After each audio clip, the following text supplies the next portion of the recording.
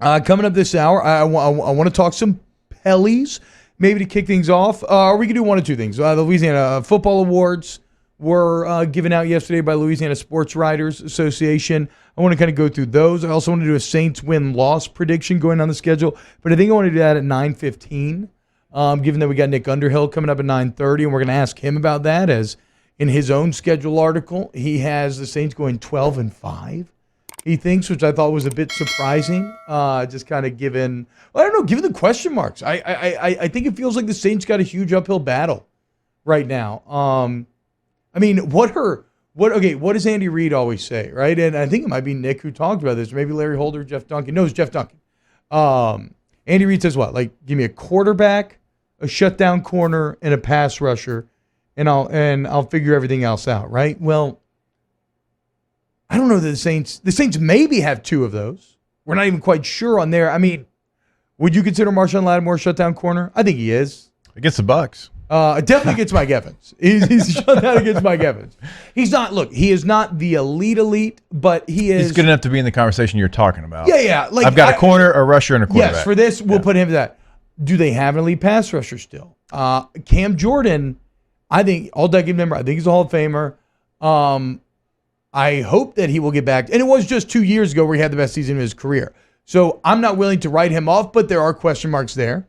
A bit the same way. And look, and Cam's also there for run defense. It's not just pass rush. So let's be clear about that. And again, like we've mentioned multiple times, they go in every week saying, this guy's not going to beat us. And so I know he's gotten that attention, but as you get older and maybe, something does change in your game, that is harder to beat. He's still that guy. He's still that guy on Monday mornings that they say, okay, Cam Jordan cannot beat us.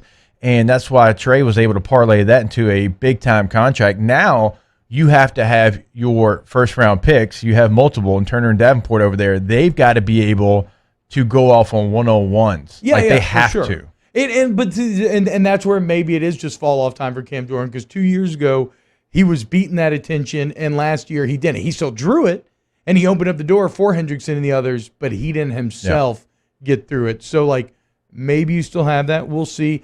But then the big thing is, what matters more than anything in the NFL? It's quarterback. Yeah. And, I feel really hard-pressed to say, I know they went 8-0 the last 2 years. I still feel incredibly hard-pressed. 8-1. Okay, yeah. Taysom lost. That's well said. Good call. But I still feel very hard-pressed to say that a team with the quarterback situation of the New Orleans Saints is going 12-5. I don't care.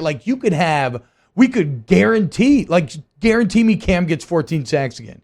Guarantee me that Marshawn Lattimore would shut down corner, and I would still be a bit worried, because you still have massive question marks at the other corner, which is maybe the second most important position in the NFL, arguably. And it all comes back to quarterback. It's a quarterback league. That's why you see guys are valued. It's why you spend a fourth-round pick on Ian Book when you don't know if the guy's ever going to be anything. But as Nick Underhill kind of wrote about, and I thought this was interesting, Jake, it's like when it comes to the position of quarterback, even at that level, you have, you're committing a fourth-round pick just to look at that guy. Right? Where a lot of other positions, that guy's coming as an undrafted free agent. But you have to give up before their pick just to look at that position. That's the kind of heightened value we're talking about. So, no, I cannot jive with 12-5 with that uncertainty. It's almost impossible to make the postseason without a quarterback that you at least feel good about. There's days in the NFL when you can point, and we all throw out the names every single time we have this conversation. Your Trent Dilfers that has this stellar defense that they're going to back them up, and you don't have to necessarily have game-changing quarterback play. Now, you can't just go out there and throw it to the other team, but you're a game manager.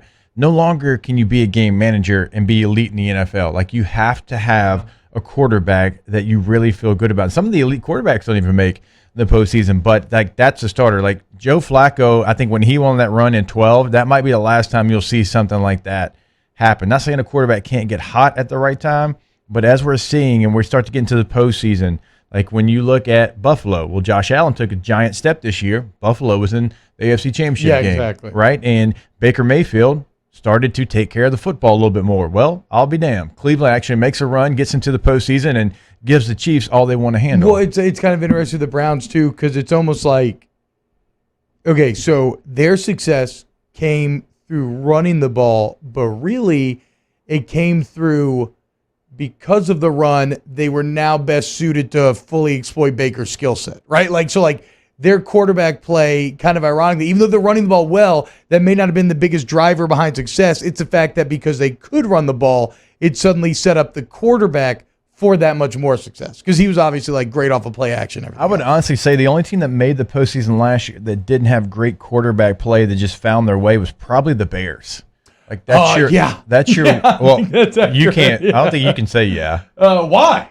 Because you are the president of the Mitchell Trubisky fan club. Look at the numbers, guys. Okay, see, there you go. Being objective, look at the numbers. So, and they have a stellar defense. Like you have to, and they limped into the playoffs. I'm saying you can't make it to the promised land if you don't have a guy you feel good about at quarterback.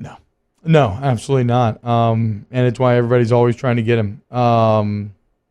Mitch was low-key really good towards the end of the season, but it wasn't against good teams. He had good last games, dude. Against the Lions, Texans, Vikings, and Jaguars, he tore it up. Yeah. He did have good final games. What a weird year for him, too. Like, they replaced him with Nick Foles, and then Nick Foles is like, I mean, who knows how to understand Nick Foles' career, right?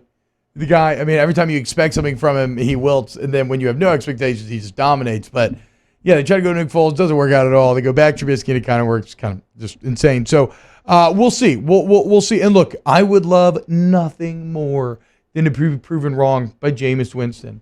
He says all the right things. I feel like it's been really fascinating to watch his kind of I don't want to say to watch his maturity grow because I don't know the man and we're not getting that much access to him. But just in terms of what he's saying, right?